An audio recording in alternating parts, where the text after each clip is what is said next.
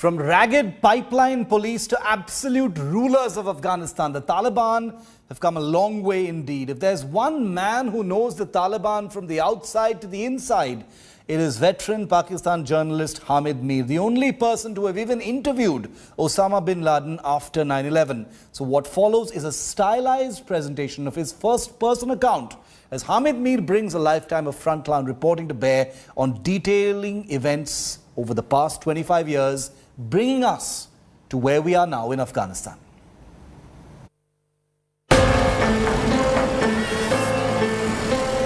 "25 years ago, I was introduced to the Taliban militia.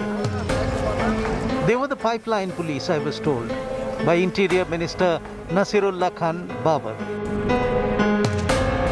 The then Pakistan Prime Minister Benazir Bhutto, disturbed by my criticism of our government's support to the Taliban, asked Babar, a retired Major General of the Pakistan Army, to brief me about the Taliban.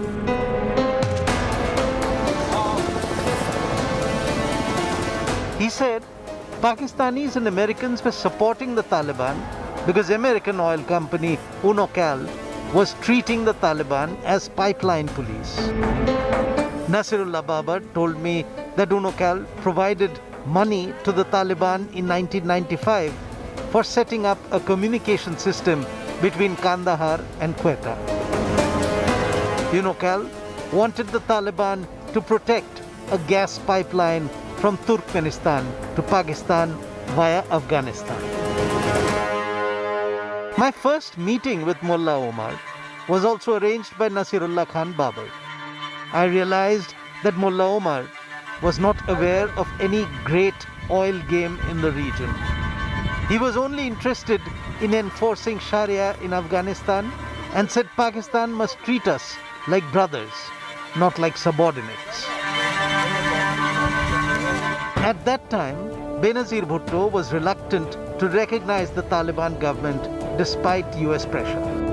Her government was trying to push a national unity government in Kabul.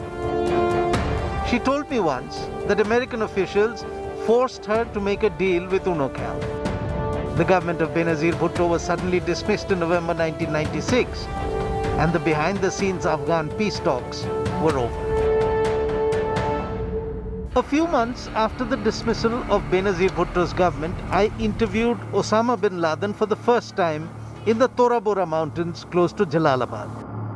I interviewed Osama again in Kandahar in 1998. I was arrested by the Taliban in Kandahar because I was without a beard, but I was rescued by Al-Qaeda fighters. Osama gave me a third interview in Kabul, 2 months after 9/11. When I was coming back after that exclusive interview, a Taliban commander arrested me outside Kabul near the UN compound.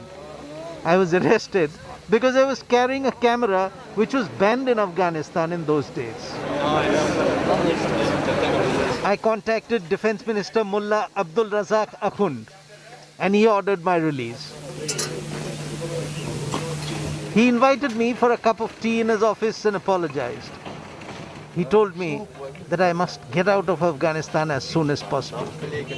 I asked him, "Are you running away?"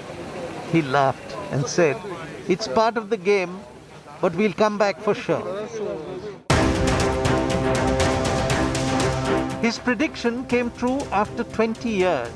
On August 15th, 2021, when the Taliban re-entered Kabul by driving Humvees and riding tanks, hoisting their white flag. 20 years ago, US President George W. Bush used the term crusade for a war against the Taliban and Al-Qaeda. Brave fighters of Afghanistan.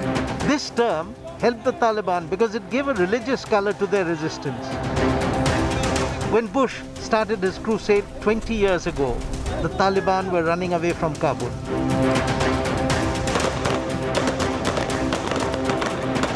Now, the Taliban are sitting in the presidential palace and the US is running away from Kabul.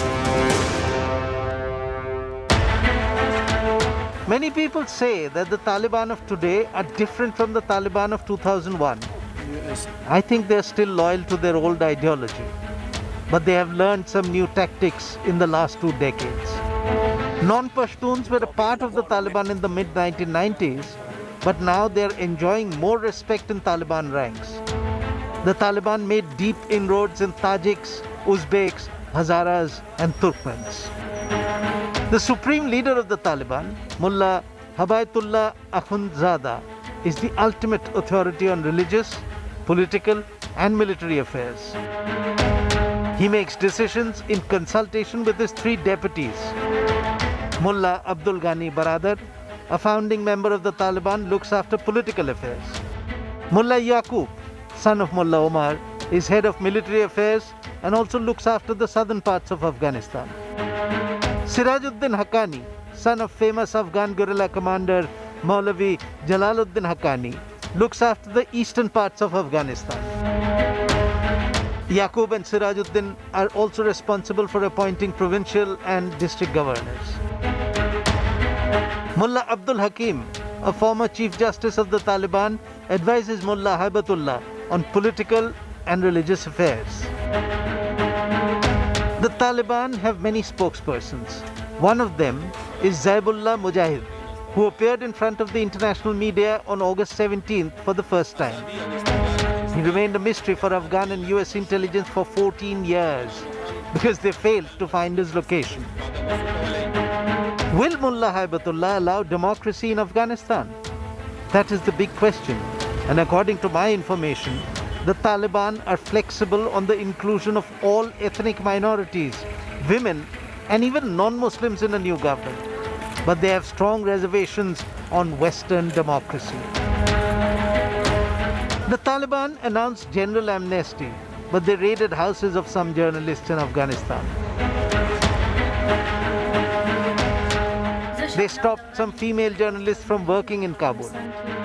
There is a clear contradiction in their spoken words and actions. They are not setting good examples. Afghan Taliban are very much a very well-organized and united force, but they are not new Taliban. They are the same old Taliban with some new tactics.